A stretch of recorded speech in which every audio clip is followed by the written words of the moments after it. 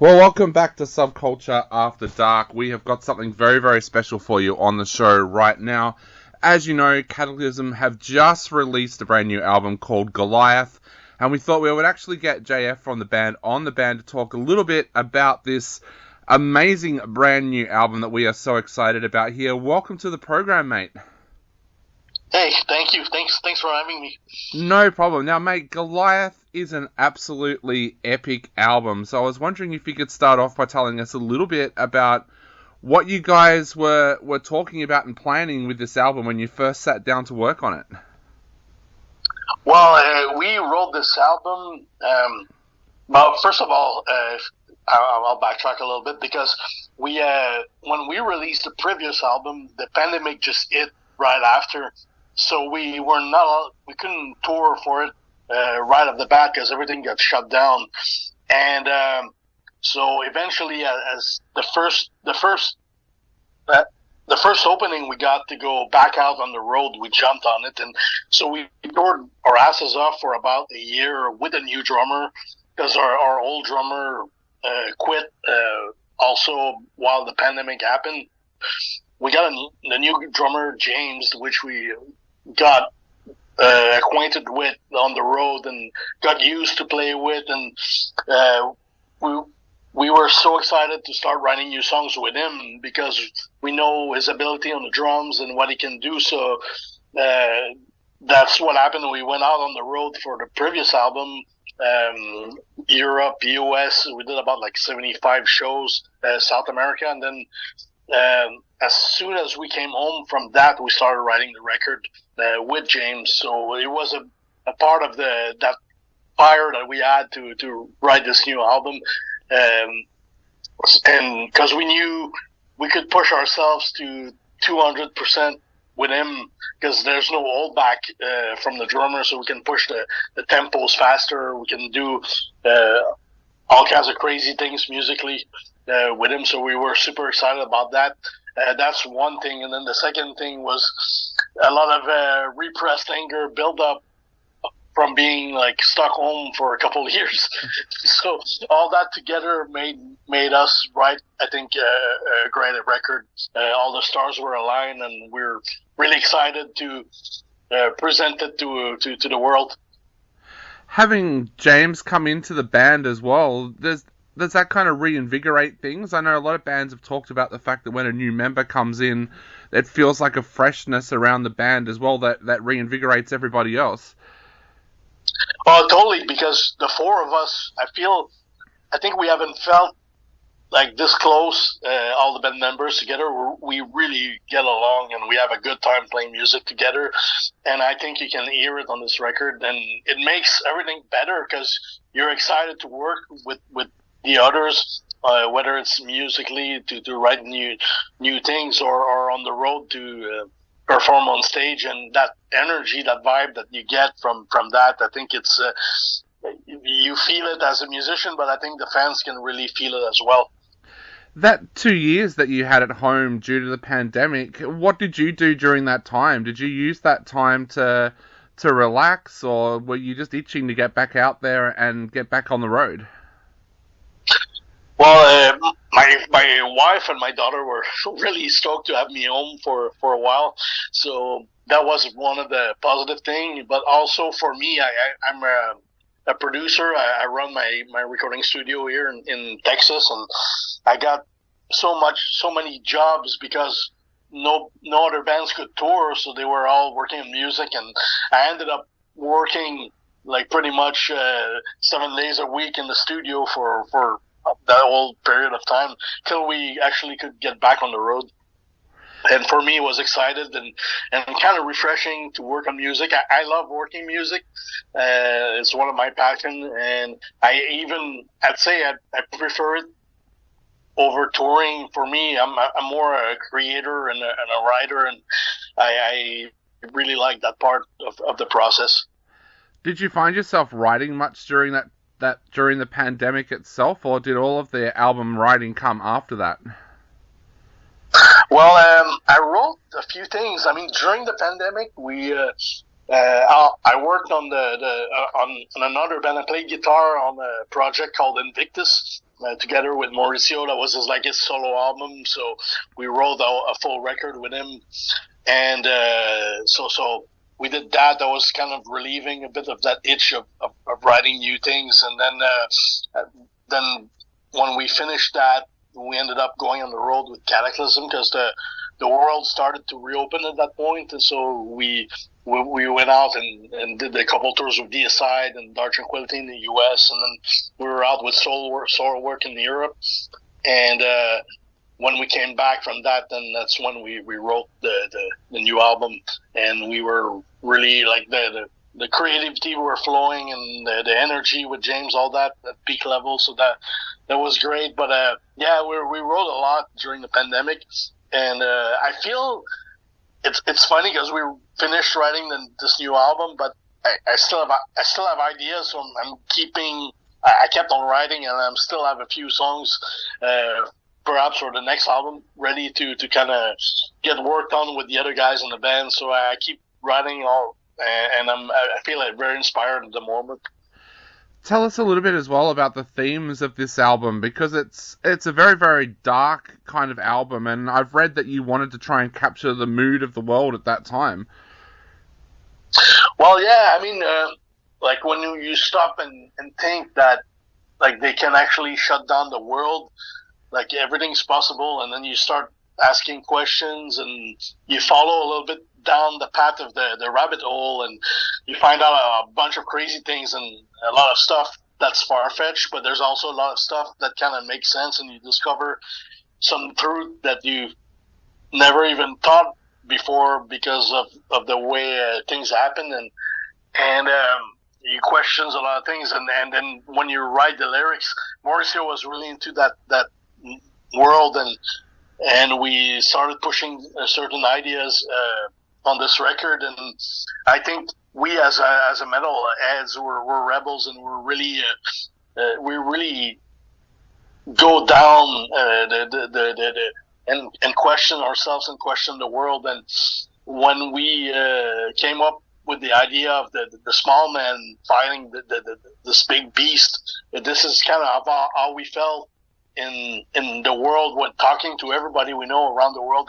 Everybody knows something's kind of off and something's kind of weird going on right now, and that was like the perfect theme for this record. And we also wanted to address the different subjects on it, but I find that it's a thing that really fired us when we were writing, and we had a lot of late night conversation together about these things, and we said, why not put a few of those ideas in there? And it's basically we want to show that like united it's possible to push back and fight back, and it's important that we do, because otherwise like the powers that be that controls everything, like they're gonna push us into this thing that we're gonna get stuck into this place that we don't want to be. And it's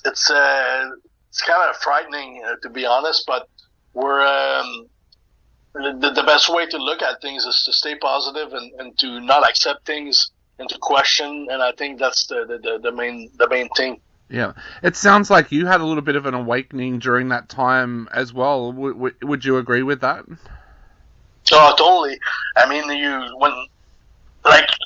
you do your things, your daily things, and you live your life, and if nothing happens, you probably won't question any of that stuff because things are great and things are going well in different aspects of your life. But when things kind of, like when you see your freedom getting taken away piece by piece to almost like being like jailed in your own house for like months, I think you see your family, your friends. Like I was even talking to my to one of my aunt that she's 75 years old, and it's like she doesn't know how many years she got left on this planet, but she had to spend like a lot of this time like trapped in her own house, and I find it really appalling. And you start questioning why certain things happen, and like you just realize certain things, and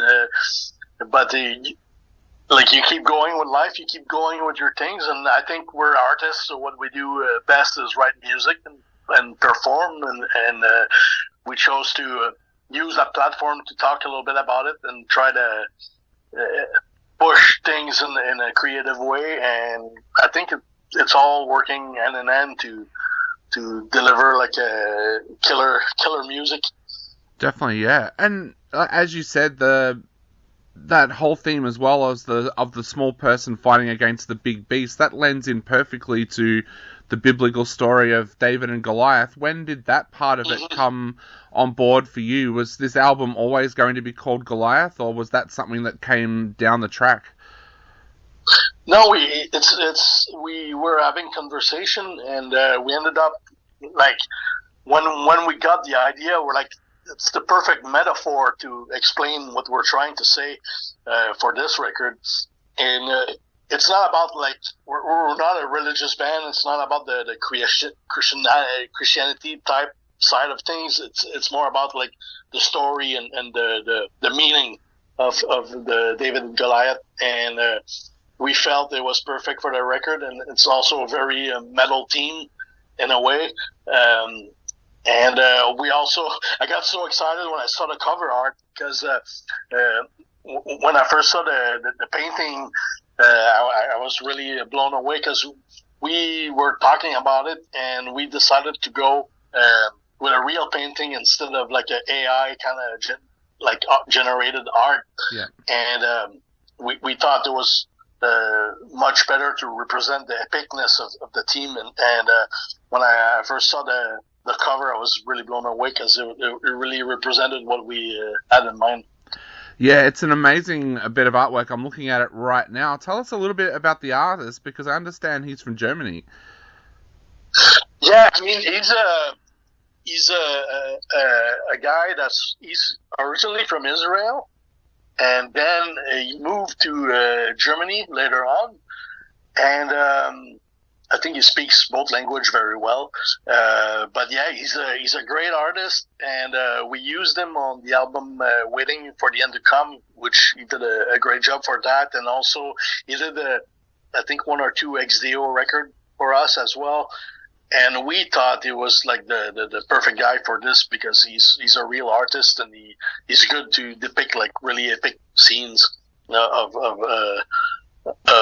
like and push it and put this into an artwork. Yep. Well, in just a moment on our show, we're actually going to play the first 2 singles back to back. We're going to play Bringer of Vengeance and Die as a King. Tell us a little bit about those tracks, because they seem to capture the theme of the album very, very well. Well, it's kind of like a story that starts from one track to another, and then Die as a King, if you watch the videos that we have online, it's about this king that, you know, he's in this castle, and there's like a war going on, but it's already over. He knows he already lost the war, but you have all the barbarians that are coming in this castle, and he on the moment he chooses to, instead of fleeing away, he chooses to just decides to die with honor and just go fight them, even though he knows that it's impossible to win. And on that moment, then it goes to the other track, that it's actually the son of the king that escaped, and that trained his whole life to learn how to fight, and then he ends up taking the revenge on his dad, and killing the people that killed him. And so it's kind of like a really cool theme, because you got like the first message is about honor and glory at the same time, and to fight for what you believe in. And then the second one about revenge, and sometimes that revenge is a meal best served cold. So that's the kind of the theme going on those 2 tracks. And I think the guy did a fantastic job on the 2 videos. Ivan, we shot those videos in Serbia, before the last tour, because the first show was in Belgium, and we thought, why don't we fly a few days earlier, go shoot the videos in Serbia, and then start the tour. And the timing was perfect, so that's what we decided to do. And of course, he delivered like great videos. So if you have a bit of time, go check it out on YouTube. Otherwise, enjoy the songs. I think they're very heavy tracks and represent well the record. Definitely, and we'll share those videos on our website as well, so people can take a look at them. JF, what do you guys got planned next as well? Like, with the album coming out on August 11th, are you looking to get out and do more touring? Is there a chance you might head down under to Australia? What's the plans for the future? Well, nothing is set in stone yet, but we're talking a lot to the Europeans, because I think that's where they want us to go first. And there's stuff like brewing on that side of things. And then we also have a North American tour in the plans. But after that, we're talking as well with some promoters for Australia. And it looks like it could work. We're like looking at dates right now. And I'd love it to work, because I miss being there. We haven't been into Australia in like 4 or 5 years. And I really enjoy playing there, because you guys are crazy down there, and I just enjoy Australia in general. I think it's a great place to travel to, and we have a lot of friends down there, so hopefully we get to go back your way. Definitely, and we were talking before off air, and you said about how excited you are about people listening to this album and loving it. How do you feel with the album coming out on August the 11th? Are you nervous, or are you excited for your fans to hear it? I'm super stoked. So far I'm like, I'm happy because people are getting our vision of the music, and actually the lyrics, the concept, and all that, and they feel it. So it's like I feel really happy that it feels like it's gonna be a hit with the people that like this stuff, and it makes me happy as an artist as well, because sometimes you're not sure. You try things, you work really hard on a piece of music, and it kind of, you put it out and it kind of falls flat. And I didn't want that to happen with this record, because we put our heart and soul into it and worked so hard on it. So I'm excited that like the hard work is getting rewarded, and people are getting what we had to say. So it's awesome.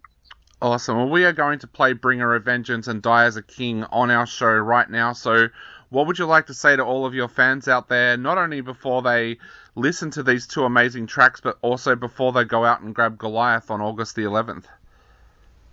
Well, I want to say a big thank you for everyone from down under that have been following us for years, and every time we play there, it's been nothing but awesomeness. And so a big thank you, because without you guys, we wouldn't be a band, or we wouldn't exist. And so it's very we're very grateful. And at the same time, those who don't know who we are, check it out. I think we're an old band, but we keep pushing the limits of what we can do musically, and we learn a lot of things throughout our career, and we are also trying to express the different angles of our vision. And I think you might like it, and we welcome you to our family if you want to check it out, and hopefully come to see us live when we're down there. So a big cheers, a big thank you.